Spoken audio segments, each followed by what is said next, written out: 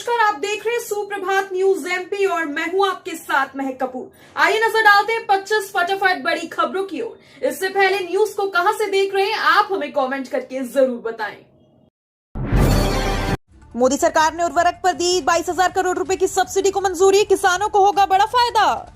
मोदी सरकार ने रबी सीजन के लिए किसानों को बड़ी राहत दी है। केंद्रीय मंत्री अनुराग ठाकुर ने बताया कि फॉस्फेट युक्त और पोटाश युक्त उर्वरकों के लिए 22,303 करोड़ रुपए की सब्सिडी मंजूर हुई है। केंद्रीय मंत्री अनुराग ठाकुर ने कहा कि रबी सीजन के लिए 1 अक्टूबर 2023 से 31 मार्च 2024 तक सब्सिडी रहेगी। नाइट्रोजन के लिए 47.2 रुपए प्रति किलोग्राम, फॉस्फोरस के लिए 20.82 रुपए प्रति किलोग्राम, पोटाश की सब्सिडी 2.38 रुपए प्रति किलोग्राम होगी। सल्फर सब्सिडी 1.89 रुपए प्रति किलोग्राम होगी। एनसीईआरटी की सभी किताबों में इंडिया की जगह लिखा जाएगा, भारत पैनल ने स्वीकार किया प्रस्ताव। एनसीईआरटी ने अपनी किताबों में इंडिया के स्थान पर भारत लिखने का प्रस्ताव स्वीकार कर लिया। अब एनसीईआरटी सभी किताबों में यह संशोधन किया जाएगा। एनसीईआरटी समिति के अध्यक्ष सीआई साक ने समाचार एजेंसी को यह कहा है कि पैनल ने स्कूली पाठ्य पुस्तकों में इंडिया की जगह भारत की सिफारिश की है। यह प्रस्ताव स्वीकार कर लिया गया है। 12 लाख बुजुर्ग और दिव्यांग वोटर्स पर बीजेपी की नजर, होम वोटिंग के लिए चलाएगी अभियान। प्रदेश में मौजूद 12 लाख दिव्यांग और बुजुर्ग वोटर पर भारतीय जनता पार्टी की नजर है। इन्हें संशोधन के लिए भारतीय जनता पार्टी एक विशेष अभियान चलाएगी। इसके तहत दिव्यांग और बुजुर्ग मतदाताओं को ज्यादा से ज्यादा संख्या में होम वोटिंग के लिए प्रेरित किया जाएगा। दरअसल चुनाव आयोग ने इस बार नई पहल करते हुए बुजुर्ग और दिव्यांग मतदाताओं को घर से ही मतदान करने की सुविधा दी है। भारतीय जनता पार्टी इन बुजुर्ग और दिव्यांग मतदाताओं को अपने पक्ष में करना चाहती है। इसके लिए एक विशेष अभियान चलाकर पार्टी ऐसे मतदाताओं के घर घर पहुंचेगी। 1 से 8वीं तक के छात्रों के लिए महत्वपूर्ण सूचना, विभाग की बड़ी तैयारी। मध्य प्रदेश के स्कूलों में अब तक बच्चों को गणवेश उपलब्ध नहीं करवाए गए हैं। बच्चे रंग बिरंगे कपड़े पहनकर स्कूल पहुंचने पर मजबूर है। आधा सत्र बीत गया, लेकिन सरकारी स्कूल में पहले से 8वीं तक के छात्रों को मिलने वाले निःशुल्क गणवेश नहीं मिलने से बच्चे परेशान हैं। मध्य प्रदेश की राजधानी भोपाल के कई स्कूलों में नर्सरी, केजी सहित पहली कक्षा के बच्चे रंग बिरंगे कपड़े पहनकर स्कूल पहुंच रहे हैं। गणवेश नवंबर के अंतिम दिसंबर के पहले सप्ताह तक मिलने की संभावना है। छिंदवाड़ा दिल्ली पातालकोट एक्सप्रेस में ब्लास्ट, 2 बोगियों में आग लगी।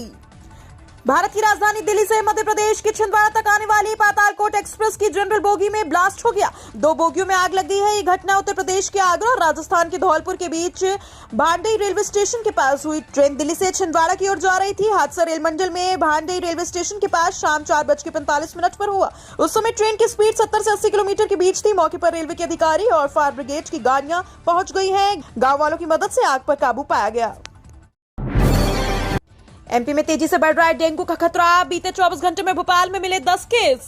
मध्य प्रदेश में दिनों दिन डेंगू का खतरा बढ़ता जा रहा है। प्रदेश के हर इलाके में डेंगू के मरीजों की पुष्टि हो रही है। बीते 24 घंटे में राजधानी भोपाल में डेंगू के 10 नए मरीजों की पुष्टि हुई। वहीं इस साल अभी तक कुल भोपाल में 549 मरीज डेंगू की चपेट में आ चुके हैं। आपको बता दें, पिछले साल भोपाल में डेंगू के कुल 675 मरीज मिले थे। वहीं इस साल अभी नवंबर और दिसंबर का महीना बचा है, जिससे यह अंदाजा लगाया जा सकता है कि इस बार डेंगू के मामले बढ़ सकते हैं। मुरैना में सत्ता का संग्राम, रोजगार, शिक्षा और स्वच्छता जैसे मुद्दों पर युवाओं ने रखी अपनी बात। मध्य प्रदेश में आगामी 17 नवंबर को विधानसभा चुनाव के लिए मतदान होना है। प्रदेश के चुनावी माहौल का जायजा लेने और मतदाताओं से ज्वलंत मुद्दों पर चर्चा करने के लिए अमर उजाला का चुनावी रथ सत्ता का संग्राम बुधवार को मुरैना पहुंचा, जहां युवाओं से रोजगार, शिक्षा, स्वास्थ्य और बुनियादी सुविधाओं जैसे विषय पर खुलकर बातचीत हुई। विक्रम तोमर ने कहा कि मुरैना को मूलभूत सुविधाएं नहीं मिली। शहर के कई हिस्सों में गंदगी की आंबार लगा हुआ है। महिलाओं के बाद अब विद्यार्थियों को लुभाने में लगी कांग्रेस। विधानसभा चुनाव के करीब आते ही घोषणाओं की झड़ी लग रही है। भारतीय जनता पार्टी के साथ साथ कांग्रेस भी कई नई घोषणाएं कर रही है। पूर्व मुख्यमंत्री कमलनाथ ने विद्यार्थियों को नई सौगात देने के लिए बड़े ऐलान कर दिए हैं। कांग्रेस ने कहा कि हर साल 5 जिलों में मेडिकल या नर्सिंग कॉलेजों को खोला जाएगा। दरअसल इस बार विधानसभा चुनाव में 22 लाख से ज्यादा नए मतदाताएं जोड़े हैं। इनमें कई विद्यार्थी भी शामिल हैं। शिवराज सरकार ने नए मतदाताओं को लुभाने के लिए कई नई योजनाएं निकाली। एमपी चुनाव में असदुद्दीन ओवैसी की एंट्री, बीजेपी कांग्रेस की बड़ी टेंशन। मध्य प्रदेश विधानसभा चुनाव में अब कुछ ही दिनों का समय बचा है। मध्य प्रदेश विधानसभा चुनाव में अब तक कांग्रेस और बीजेपी के बीच सीधा मुकाबला देखने को मिलता। बीजेपी कांग्रेस के साथ साथ आम आदमी पार्टी भी चुनाव मैदान में उतर गई। वहीं मध्य प्रदेश के चुनावी रण में अब कट्टरपंथी छवि के नेता असदुद्दीन ओवैसी की पार्टी ऑल इंडिया मजलिस से इत्तेहादुल मुस्लिमीन यानी AIMIM की भी एंट्री हो गई है। अक्टूबर अंत से फिर बदलेगा एमपी का मौसम, तापमान में आएगी गिरावट। अक्टूबर का महीना जैसे जैसे खत्म हो रहा है वैसे वैसे मध्य प्रदेश में ठंड का असर भी धीरे धीरे बढ़ता जा रहा है। कई जिलों में रात के तापमान में भी गिरावट दर्ज की जा रही है। हालांकि कोई वेदर सिस्टम एक्टिव न होने के चलते मौसम पूरी तरह शुष्क बना हुआ है और आसमान साफ है। फिलहाल आने वाले 4-5 दिनों तक मौसम ऐसा ही बना रहेगा, लेकिन नवंबर महीने के पहले हफ्ते तेज ठंड का दौर शुरू होने का अनुमान है। कमलनाथ ने कहा कांग्रेस सरकार बनते ही स्वास्थ्य का अधिकार कानून बनाएंगे, बीजेपी पर आरोप। कमलनाथ ने आरोप लगाया कि बीजेपी शासनकाल में मध्य प्रदेश स्वास्थ्य सेवाओं के देश के सबसे पिछड़े राज्यों में शुमार हो गया है। उन्होंने ट्वीट करते हुए कहा कि जान के तन भी जरूरतमंद सही उपचार से वंचित है और व्यापमवाद नर्सिंग घोटालों के कारण देश भर में कांग्रेस की छवि धूमिल हो गई है। उन्होंने कहा कि प्रदेश में कांग्रेस सरकार बनते ही स्वास्थ्य का अधिकार कानून बनाया जाएगा। कमलनाथ ने कहा कि शिवराज जी ने अपने 18 साल के कार्यकाल में मध्य प्रदेश को स्वास्थ्य सेवाओं के मामलों में देश के सबसे पिछड़े राज्यों में शामिल कर दिया है। स्वयं पोर्टल के विभिन्न पाठ्यक्रम के लिए परीक्षा की समय सारणी जारी, नवंबर में शुरू होगी परीक्षा। Study webs of active learning for young aspiring mind sports से संचालित कोर्सेज के लिए परीक्षा का समय सारणी जारी कर दिया गया है। उच्च शिक्षा विभाग मध्य प्रदेश ने सभी विश्वविद्यालयों और कॉलेजों के लिए निर्देश इस संबंध में जारी किया है। वहीं विश्वविद्यालयों और कॉलेजों से विद्यार्थियों को स्वयं पोर्टल की परीक्षा की सूचना देने के लिए कहा गया, जिससे ज्यादा से ज्यादा विद्यार्थी इस परीक्षा में शामिल हो सके। आपको बता दें, जनवरी-जुलाई 2023 सत्र के लिए पंजीकृत विद्यार्थियों की जुलाई महीने के आयोजित होने वाली परीक्षा का समय सारणी जारी हुआ है। मध्य प्रदेश विधानसभा चुनाव अपडेट, कांग्रेस ने बदले इन सीटों पर प्रत्याशी। मध्य प्रदेश में भले गुलाबी ठंड ने दस्तक दे दी है, लेकिन विधानसभा चुनाव से पहले सियासी पारा गर्म है। बुधवार को कांग्रेस ने प्रत्याशियों की एक और लिस्ट जारी कर दी है, जिसमें 4 सीटों पर उम्मीदवारों को बदला गया। इन सीटों से सुमावली, पिपरिया, बड़नगर और जावरा विधानसभा सीट शामिल है। सूत्रों की माने तो कांग्रेस कार्यकर्ताओं के बढ़ते विरोध और प्रदर्शन के बाद पार्टी ने यह फैसला लिया है, क्योंकि 2023 में कांग्रेस कोई रिस्क नहीं लेना चाहती। इंदौर में नारी शक्ति तय करेगी प्रत्याशियों की जीत की राह, जिले में 49.44% महिला मतदाता। सभी राजनीतिक दल महिला मतदाताओं पर अपना ध्यान केंद्रित किए हुए हैं। चुनावी वादों में भी महिलाओं के लिए योजनाएं लागू करने की बात कर रहे हैं, क्योंकि महिलाएं मतदाता ही प्रत्याशियों की जीत की राह तय करेंगी। इंदौर जिले की 9 विधानसभा में कुल 49.44% महिला मतदाता हैं। इंदौर जिले में कुल 27,62,507 मतदाता हैं, जिनमें से महिला मतदाता 13,65,871 हैं और पुरुष मतदाता 13,96,555 हैं। रामदेवरा जाने वाले श्रद्धालुओं के लिए इंदौर से जैसलमेर ट्रेन को बढ़ाने की मांग।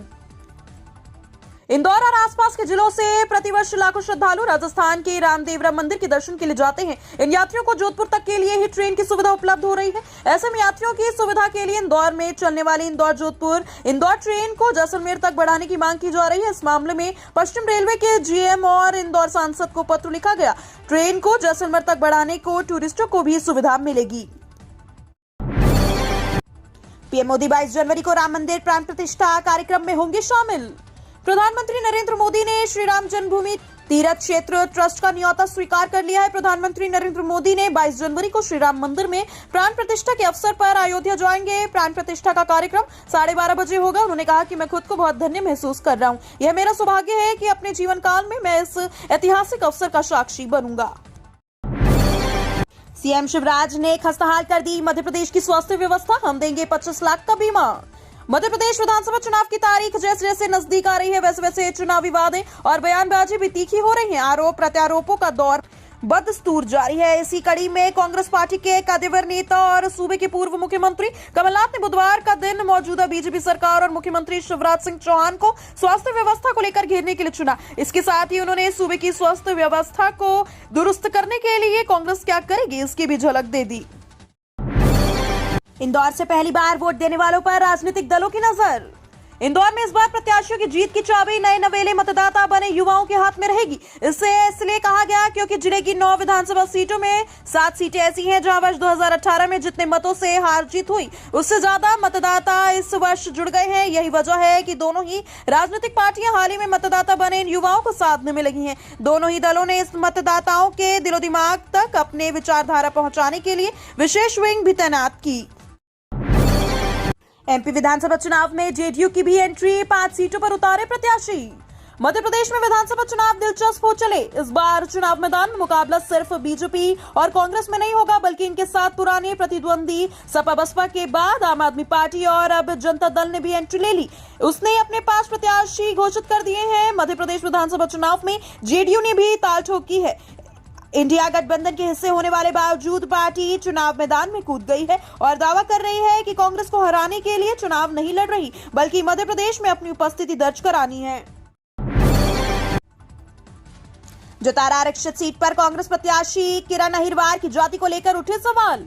कांग्रेस ने जतारा विधानसभा सीट पर किरण अहिरवार को प्रत्याशी बनाया है। पिछली बार 2019 में लोकसभा चुनाव में किरण के टीकमगढ़ लोकसभा से चुनाव लड़ा था, लेकिन वो हार गई। यह सीट अनुसूचित जाति के लिए आरक्षित है और यहां से बीजेपी ने अपने मौजूदा विधायक हरिशंकर खटीक को उम्मीदवार बनाया। अब इस सीट पर कांग्रेस प्रत्याशी की जाति को लेकर सवाल उठ रहे हैं। टीकमगढ़ में 3 विधानसभा सीटें हैं, जिनमें से जतारा अनुसूचित जाति के लिए रिजर्व है। यहाँ तीनों सीटों पर बीजेपी का कब्जा है और कांग्रेस लगातार संघर्ष कर रही है।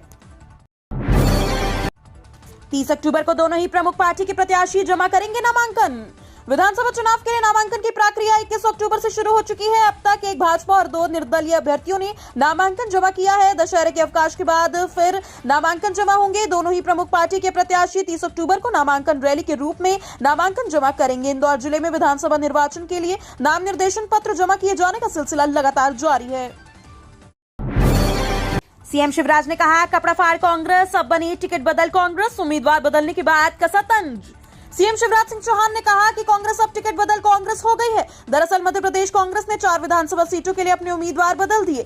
ये वही सीटें हैं जिन पर लगातार विरोध और अंतर्कलह हो रहा था। अब इसे लेकर मुख्यमंत्री ने निशाना साधते हुए कहा कि कांग्रेस की हालत अजब गजब हो गई है, आगे क्या होने वाली है ये भी देखते रहिएगा। कांग्रेस द्वारा उम्मीदवारों के नामों की घोषणा के बाद ही कई सीटों पर विरोध के स्वर उठ रहे हैं। इसके बाद कमलनाथ एक वीडियो वायरल हुआ, जिसमें वो कहते नजर आ रहे हैं कि जाकर दिग्विजय सिंह के कपड़े फाड़ो। भारत का अनोखा मंदिर, एंट्री के लिए 108 बार लिखना होता है श्री राम।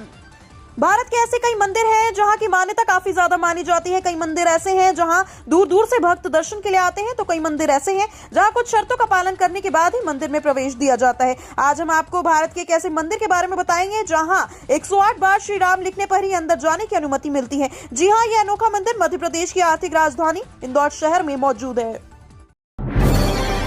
मध्य प्रदेश विधानसभा चुनाव 2023 में संतों की एंट्री, भाजपा के खिलाफ भरी हुंकार, चुनाव लड़ने का ऐलान। सनातन धर्म और संतों की बात करने वाली भारतीय जनता पार्टी के खिलाफ संत ही आ गए हैं। विधानसभा चुनाव में एक भी संत को टिकट नहीं दिए जाने से नाराज उज्जैन के संतों ने हुंकार भरी और चुनाव लड़ने का ऐलान किया। विधानसभा चुनाव के लिए अभी प्रदेश में नामांकन फॉर्म भरे जा रहे हैं। पार्टी द्वारा घोषित उम्मीदवार चुनाव मैदान में है। हालांकि टिकटों को लेकर भाजपा और कांग्रेस दोनों में घमासान चल रहा है। कांग्रेस ने 7 सीटें बदल दी हैं, तो अब भाजपा पर भी टिकट बदलने का दबाव बनाया जा रहा है। पीएम किसान की 15वीं किश्त से पहले मोदी सरकार ने किसानों को दी बड़ी राहत। प्रधानमंत्री किसान सम्मान निधि योजना की 15वीं किश्त से पहले केंद्र की मोदी सरकार ने किसानों को बड़ी राहत दी है। मोदी सरकार ने फैसला लिया है कि किसानों को खाद सब्सिडी में मिलती रहेगी और यूरिया की भी कीमत नहीं बढ़ेगी। सूचना एवं प्रसारण मंत्री अनुराग ठाकुर ने कहा कि केंद्रीय मंत्रिमंडल ने अंतर्राष्ट्रीय कीमों में उछाल के बीच रही रबी सत्र के लिए पीएनट के उर्वरकों पर 22,303 करोड़ रुपए की सब्सिडी मंजूर की। वैश्विक स्तर पर कीमतों में बढ़ोतरी के बावजूद किसानों को डीएपी पुराने 1350 रुपए प्रति बैग के मूल्य पर मिलता रहेगा।